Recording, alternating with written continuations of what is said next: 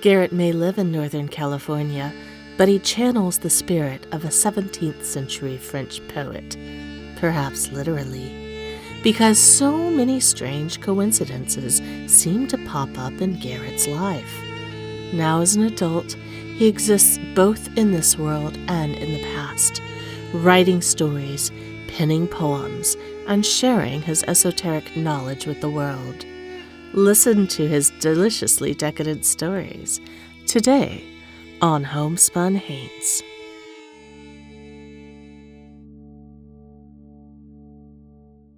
Hello, Hainted Loves. Welcome to Homespun Haints. I'm Becky. Hey, I'm Diana. Today on the show, we're bringing on Garrett Garland. He is an author, and we are going to have a chance to talk to him about everything he's up to. But one of the really, really cool things about Garrett is he is somebody who very much understands the joys of the classics. I mean, he's very much somebody who is well-versed in history and the ways of the past.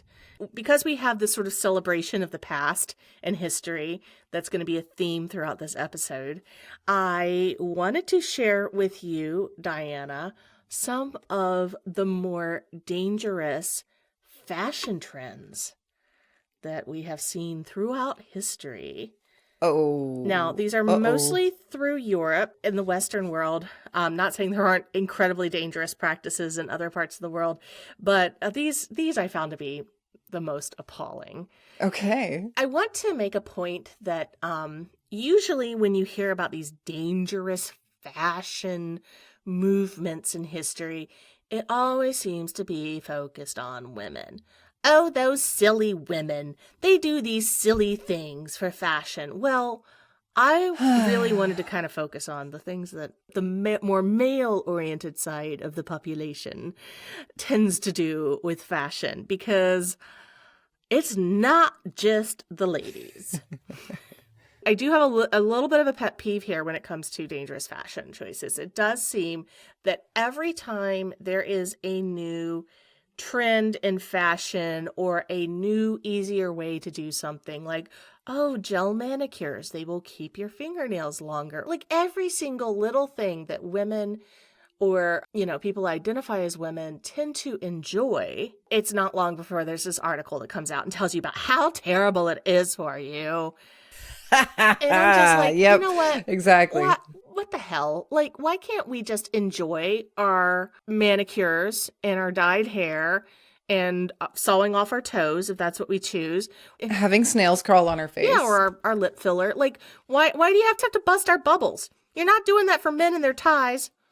So, anyway, that's my little soapbox. True. I think that that all genders are equally guilty of stupid fashion. I follow every fad as long as it's all black. So first of all, let's get the obvious ones out of the boat. Any gender could have worn a corset, for instance. True. We all know, True, yes. We've all heard about the dangers of corsets, right? They constrict your body. They can make it hard to breathe. There have been cases of the boning in the corset breaking and puncturing your heart. Jeez! Or a lung. That has happened. People have died from wearing corsets. And then, of course, That's if insane. you see skeletons of Victorian era people, you will see that the rib cage has been shrunk. You know that the organs have been pushed aside and all that. La la la la la. Oh, this terrible thing to achieve a beautiful thin waist. Extreme body modification, Victorian style. Exactly. And let's also keep in mind that everyone wore corsets. Men, women, and everyone in between. It's way easier than sit-ups. Honestly, having been a woman that has carried massive children in my stomach, those organs are good at moving around. I mean, I think at one point I had my spleen up in my neck, and it's fine, like whatever. That's true. I guess corsets aren't any more dangerous than pregnancy. Oh, no, definitely not. A lot more deaths have resulted from pregnancy than from corset wearing. I guarantee you.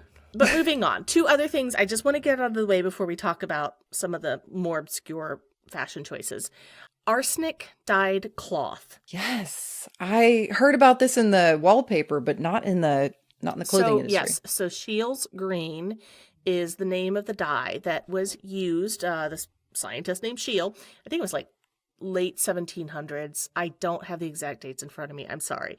But he basically discovered that he could like use this arsenic compound that would create this beautiful, brilliant green hue, which up until then was almost impossible to achieve. This green color becomes really, really popular. Of course, there's all of these like adverts about, oh, arsenic green will kill you in your dress. No. No? You might get a rash. That's about it. Arsenic was used actually in some red and black dyes too. And the concentration was a lot higher in those. So even though there's the association of poison green with the arsenic in green fabric, you're more likely to get more arsenic exposure from some of these other colors. In fact, they had something they called the mauve measles from a certain kind of mauve that you could produce with a synthetic dye. I don't think it was arsenic, but it would cause a rash on the skin because mauve was also a very popular color. However, that doesn't mean that arsenic wasn't dangerous because they used it in everything. Book covers. Have you ever gone into a rare bookstore and they say, do not lick your fingers after you touch the green books? No, normally in the bookstore, they just tell me not to lick anything. Okay, but this green was used in everything. And yes, it was a problem on the wallpaper, in the carpets, especially for children, babies. Oh, babies crawling around on the carpet. It caused some problems, yeah. Oh. But wearing a green dress, probably not the kind of problem that you may think it was. What was really dangerous, go back a few decades, and you have those massive crinoline hoop skirts that were really popular. Those things were incredibly flammable. In fact, I think Florence Nightingale estimated that over 600 women died from these things catching on fire. Oscar Wilde lost his 2 half-sisters to this. Henry Wadsworth Longfellow's wife also died from her dress catching fire. This is wild. So it's just that the crinoline was very, very flammable and the hoop skirt would push it out far enough that it would get in the fire as you walked by. By the time somebody could come to your rescue, you were probably in flames. They did have non-flammable fabrics at the time, but they weren't as pretty. So I want to talk about a couple things that are dangerous for anybody who chooses to wear them, but they tend to be worn more by masculine people. Let's start with neckties. Yes. My shredder even has a no ties symbol on it. So yes, you don't want to get it caught in something. It's hard enough to get a tie on and off when you're not under duress. Yeah, forget about trying to get it on and off when you're like, getting caught in a shredder. But that's not the only danger for ties. You've probably heard that ties are not a good option if you're a medical doctor. Ooh. If you're just meeting with patients, that's like a petri dish right there hanging down. You're like bending over people. It's bumping up against them. You don't wash ties. They're fabric that you don't wash. Uh-oh. Mm-hmm. Yeah. Oh, you're right. So it's actually highly recommended if you are in the medical profession and you feel like you must wear something like that. I mean, my kids' ENTs always wore a bow tie.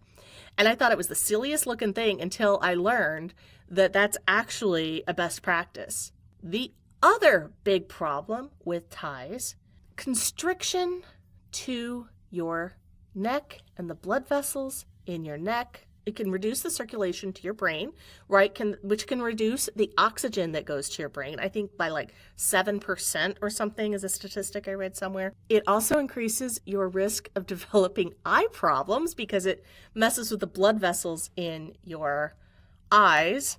So if you wear a tie every single day and it's really tight, or you button that top button of your shirt and it just like constricts, yeah, not cool. Along with that is another fashion trend, another Victorian fashion trend. Oh, the Victorians. I love them so much. Oh, the Victorians. They were these stiff collars that were very popular because you could take them off and like wash the rest of your shirt. You wouldn't have to wash the collar. You could starch them really stiff and reuse them over and over again. Well, the problem is people would have these really, really stiff collars, and then they would go have a few drinks at the bar after work, and they would pass out, and they would asphyxiate because the collar was so stiff. It would me passed out. Really? So, thus the invention of the travel neck pillow? I want to bring up one more fashion trend that I don't think is talked about very much these days. And this is popular in Japan up until the Edo period and in Tudor England. And that is having black teeth. In Japan, they would dye their teeth. They would color them because black is a symbol of like good luck and royalty and good things and sophistication and all that. But in England, you probably have heard that Queen Elizabeth loved sugar. She was also afraid of dentists. Who isn't?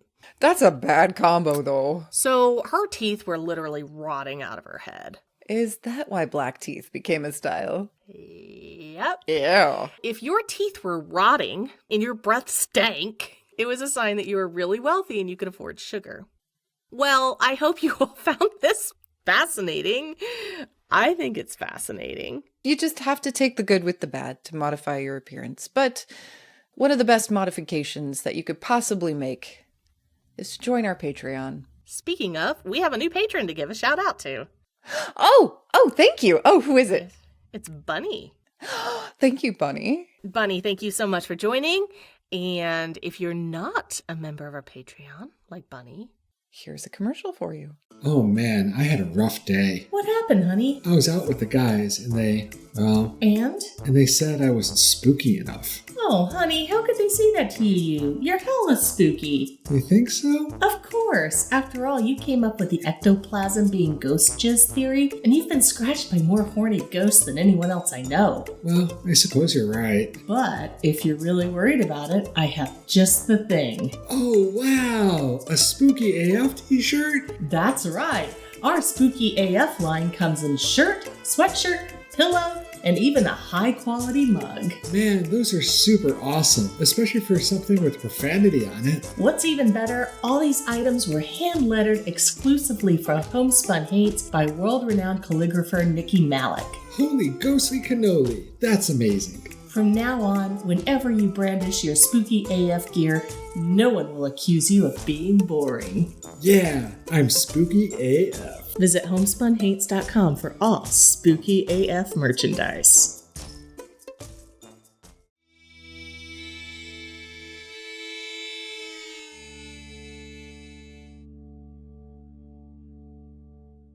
today on the show, we welcome author Garrett Garland and also soon to be podcaster. He's just returned from a great book tour. He's going to tell us a little bit about that and his stories that he's got for sale. Garrett, thank you so much for joining us today on the show. Hello, Garrett Garland. I came out with my new book, To Never See Heaven. It took me about 7 years to write, and then 2 years to hawk, and then and then about a year to publish. It was a labor of love. I did go to Indiana, and then I returned. I just came back from Reno. So that was fun. And it's nice to meet people who have read the book and also have interesting perspectives, or, you know, for certain questions you're prepared for. Once a book is published, it kind of it stops being yours anymore. It's up to interpretation by everyone. Although that's fine. Yeah. I'm so sick of it. I had written it all by hand, and then my very patient husband and I write with a fountain pen. I'm like a little old lady, and so I have about 12 journals, all like parchment paper, sort of classic-y. And so and I'm left-handed, so it's even harder. And anyway, he transcribed it, and then it was edited, and then edited. Then you come up with a query, then you send it. I actually changed the title like 3 or 4 times, because the first time it was something in Latin. People did not get that at all. So To Never See Heaven was the culmination. Why doesn't the rest of the world speak Latin? I mean, my goodness, what's wrong with people? I mean, it's the root of a lot of languages. But I was a French intellectual history major, and I was doing research at the time at the Bibliothèque Nationale in Paris. And I remember doing a lot of archival work. I was looking at peasant censuses in 16th century France, and a lot of church documents are written in French or Latin. Sometimes it's good if you can pluck out a few words, because usually your professor knows way more than you do, and so you kind of skim for key things. They're like, is this useful? And then they'll tell you or not. I was actually going to go into academia. I told my parents when I was about 7 years old I was going to be a professor, and then I decided to be a writer instead, having finally the world of academia. I don't know, the people I was working for seemed very disenfranchised and embittered, and maybe that was their mystique. No, I don't know. I've been an academic. It sucks. Don't do it. Yeah, I mean, I had this one guy who talked about planes of eminence and like folding waves of eminence manifesting, and he just wished the next wave would come and crush him. Oh. Oh. So it just gave me it just fills you with hope, you know. Garrett, you are such an interesting person already. It sounds like you inhabit a world that I would love to visit. With your rotary phone and your quill pen. Up here. So, Garrett, you hinted at a ghost story that had to do with a silver-tipped pen that you purchased in France. This was good. Okay. Yes. All right. So, I bought this very special pen that was, it was like really solid stuff. I mean, it wasn't that big, but it was weighty. Mm-hmm. Burnt orange, real silver. And I started writing my first book, this novel, To Never See Heaven, with that pen. And then had a break in summer and lived in this house alone. And this was after I had come back from France. The house that I had rented, it was like 2 stories. And there were 5 girls living in it at the time, but they had all left for summer. And I rented the whole thing for myself. Someone was going to come and help me out like the last month or something. But some of these really old houses usually have what is a nursery that connects into a master bedroom. So it's like a separate room and then leading to the bedroom. As opposed to nowadays, a new house, you just open, there's a master bedroom. But a lot of them, you go through a room to go into a master bedroom if the house is like pre-1930. Now, it's summer. A lot of the houses in Northern California, a lot of them don't even have air conditioning if they're built before a certain period, because it's summer, max is 77. Mm-hmm. I mean, they even built University of California, Santa Cruz here because it was going to be UC San Jose, and they built UC Santa Cruz because they saved $1 million not having to build air conditioning. Right. So that was why the decision was made.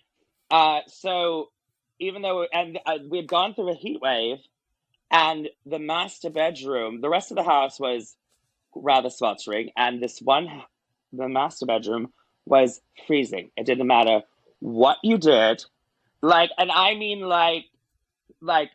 nipples could cut diamonds. I mean, it was freezing. I mean, it was just like, it didn't matter what you did. You leave a window open. It was like, it felt like 50 to like 40, like cold. Wow. But then you'd go into like the adjoining. That's the other thing. It's like, what's special about that room? Because you open the door or leave the door open, you walk straight over the threshold, 1 foot, and the rest of the house is hot. And I never understood it. And I always did a bit of writing before bed. Oh, and then I took the master bedroom. I guess I could have taken any one of the bedrooms, really, because they had taken most of their stuff out. But the one girl who was returning to the master bedroom, I think the rest had gone, and then one was joining in the adjoining room like the last month. She had left her very expensive mattress or whatever. I had brought a pillow up, and she was very specific. I don't want you sleeping on my bed. I said, oh, fine, fuck, whatever. But not only was that room always freezing, then you're on the floor on a blow up, which I wouldn't have minded, except that room was ice. And I'm like, what is this crazy? Does she have a separate? But they didn't have the house didn't have a thermostat. I don't know. And I was looking at, did she have a secret thermostat, like separate heating? You know, is she have like an ice? Are we on an ice floe? Anyway, so I wound up sleeping on her bed. I was like, well, fuck it, whatever. So I put like 12 sheets, you know, just so whatever. And then suddenly, right before the new girl comes to the adjoining room, I couldn't find my pen. Uh-oh. From France, you can't just, take a flight, buy another one? And I couldn't find it, and I tore the house up and down, up and down, up and down. Eventually, the friend comes in the adjoining room. Thank God we had different schedules, because essentially, if you had to pee in the middle of the night, you had to cross through her room to go to the bathroom. The master didn't have its own bathroom. So, but when she came, I was like, step into this room, step into that room. She's like, you're right. I was like, so I'm not crazy. And then right before the other girl came back, I'd taken everything off the bed as if I'd never touched it. And I'm taking everything out of the drawer. And then I roll up the rollaway mattress. I go downstairs. No one's in the house. And right on top of my journal is the pen. And I had been writing in that journal the whole time. And it wasn't in the bedroom. Right, because you think you clean the room and it's there. It was right on top. And I said, Laurel, did you come home? No, I didn't. No, and I never. No, I did tell her. No, I said, if you ever find it, this is the pen. And I was like, did you find the pen?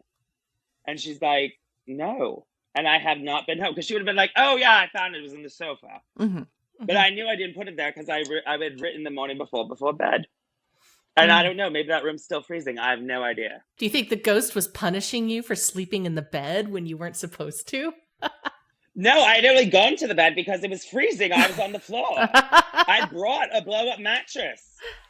So I and honestly, going from down to up really never, and I heard creaks and moans. You know, it was an old house, but nothing, no door slammed shut. This room is freezing and the pen appeared. And it was very odd. It was very odd. But that also, I had just come back from France. So my grandfather's brother on my mother's side, he was the oldest. And he had also volunteered to go to war. Because he was one of like 8 brothers and sisters. And I forget how it worked at the time. But basically, if he had volunteered, then the rest could all kind of stay home. Anyway, he would write beautiful handwritten letters home. I have copies of all of them, thank God. It was coming to the end of the war. It was they were in a field in Germany, and it was literally the last 3 weeks of the war. And his whole company, about 50 men, they were all gunned down in the field. Oh. And they were buried in a very obscure town, not even near where they were. They were getting to this town was like a 2-day trek. Because I told my mother, you know, since I'm going to be there, I want to get to but you could get from Paris to Versailles to Lyon, like anything major, Bordeaux, Normandy, you want to go there, very easy to get to. Where this burial of soldiers was in some really obscure town. So I went there, and he was a writer, and he wrote beautiful letters. He was also a poet, but he died much too soon. And so when my mother's brother, my uncle, before he died, he had sent all the letters, all the originals to my mother. And I have always wanted to kind of turn them into a book. So after I came back from France, I lived in that house. I had received all the copy of the letters, couldn't find my pen, and then found it on top of my notebook. And I just wondered if I'd brought him back with me or something. I don't know, because you know what I mean, because it was right on top, like, you should write. Right. Wow. You know, yes, I'm very good at, I have long stories, but I'm good at making it full circle.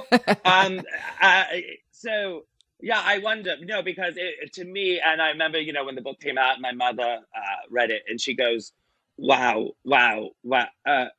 yeah, you're not allowed to do anything else. You're just a writer. You should just write. That's it. You're not allowed. And she's like, I knew you could write. I always knew you could write. Then the book comes out, and she's like, you can't do anything else. Nice. You're not allowed to do anything else. So I wonder if that was his little push. I don't know, because like I said, that I ripped that place apart. And it was right on top of my notebook, encouraging me to write. And I was thinking about it the other day because, like I said, I have one novella that's finished, that's in the process, trying to finish this book, and maybe that'll be my next project. I don't know. Living in Paris too. I don't know if you believe in reincarnation, but I knew where to go. It was very bizarre. I mean, it has its little crooks, crannies, and alleyways, but I never got lost there. And even when I went to this obscure little town where my uncle is buried, Frank, I found his grave I don't know. I sort of beeline for it. How do you explain that? You said, I don't know if you believe in reincarnation. What specifically do you feel happened in that scenario? I don't know. I must have been like a dead poet in like 1792 or something. I mean, I must have walked. I mean, it was really fun. The first day we got there, which was so stupid, we just decided to like walk. Like, we decided we were going to like walk to Notre Dame and walk to like the Eiffel Tower. Like, I don't know. Like, we just like, we're going to see all. I mean, we were there for like over, like a year. And the girls that I was living with, but the first day you go there, you just want to like go see everything. Oh, yeah. Which is stupid. But I just knew my way around. Very bizarre. Because I must have walked here before. Not only Paris, but this very obscure little town too, huh? I think that was more me being guided. You know what I mean? Like, I was just sort of called to it.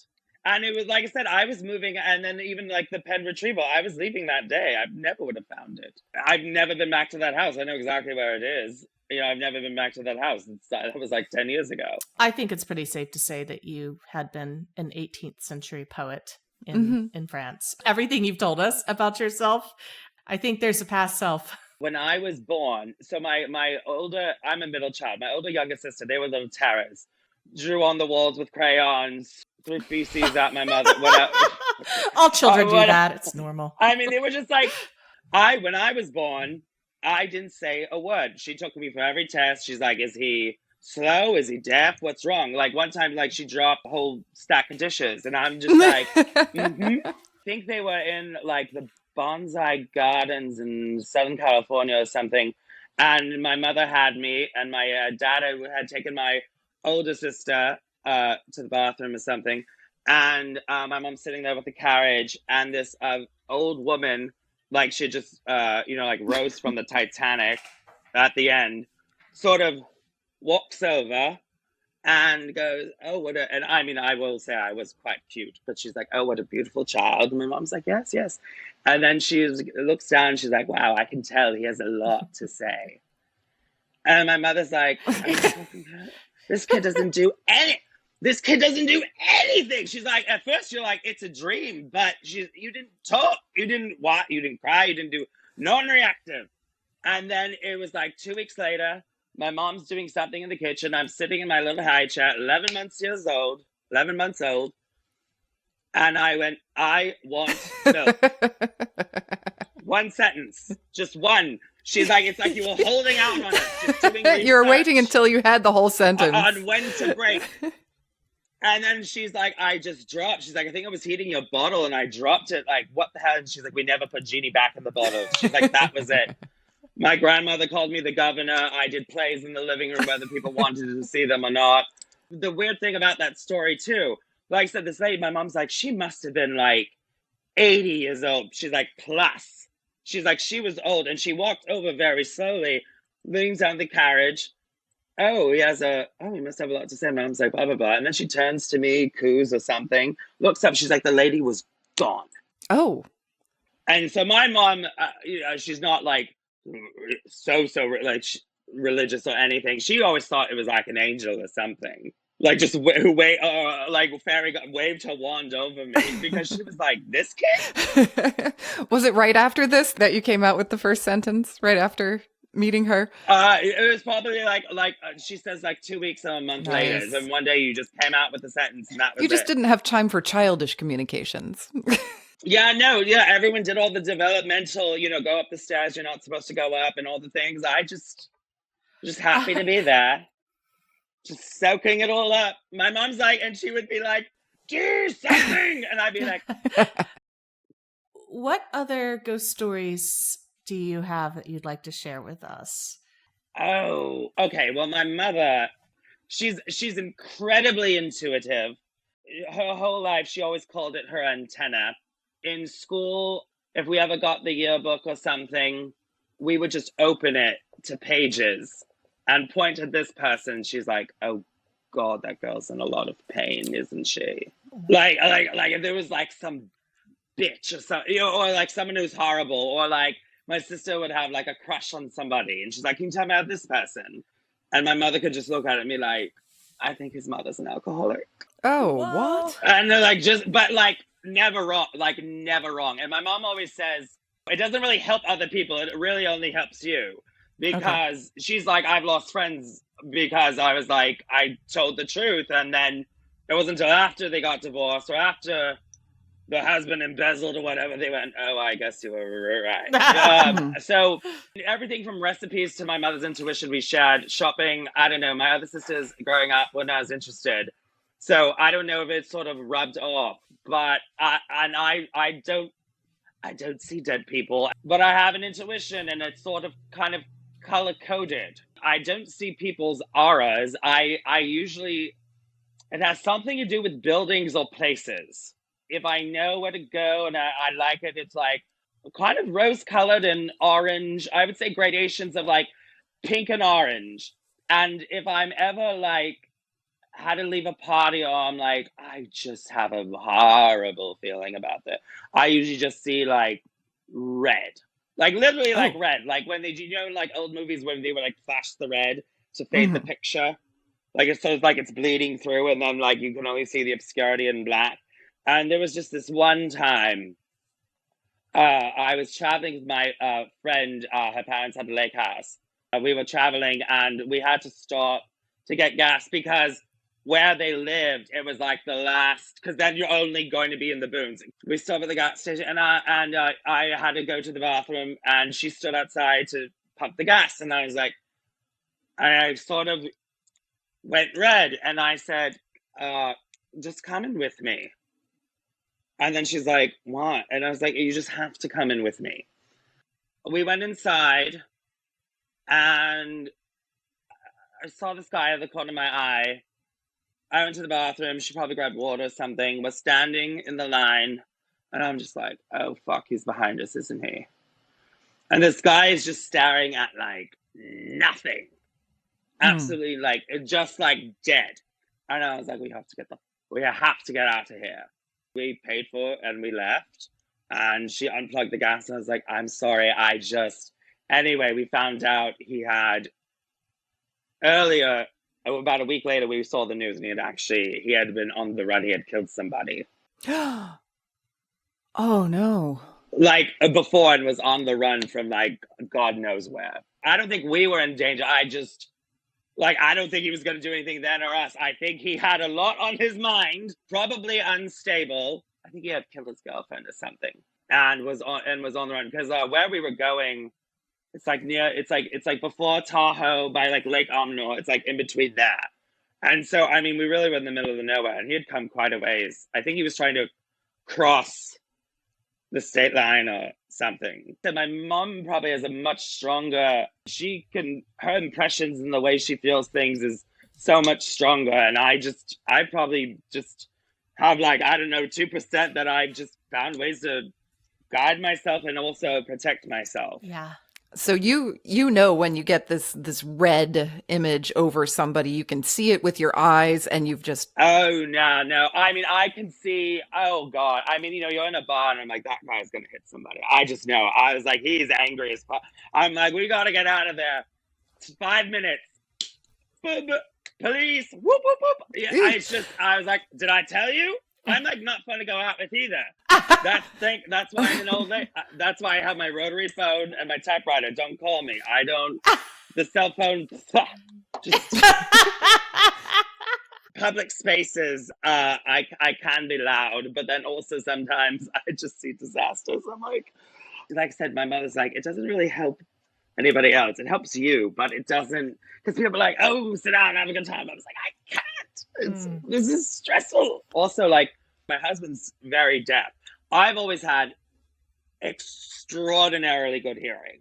Like, I can tell, like, if he's turning down the street. Do you feel like the auditory acuity was helping you figure things out that maybe were a little bit more supernatural? I mean, can you hear things above and beyond what other people can? Or one time, my friend, she had rented a house. They had an original brick fireplace, and I said, "Do you guys have like rats or anything?" And then she's like, "No, we don't." And I was like, "Well, I can hear there's a gap in between like the wall, like I can hear the air coming through, and it's like a scratching. And sometimes when the air would hit the brick, I could hear it, but I thought it was scratching, like mice or something.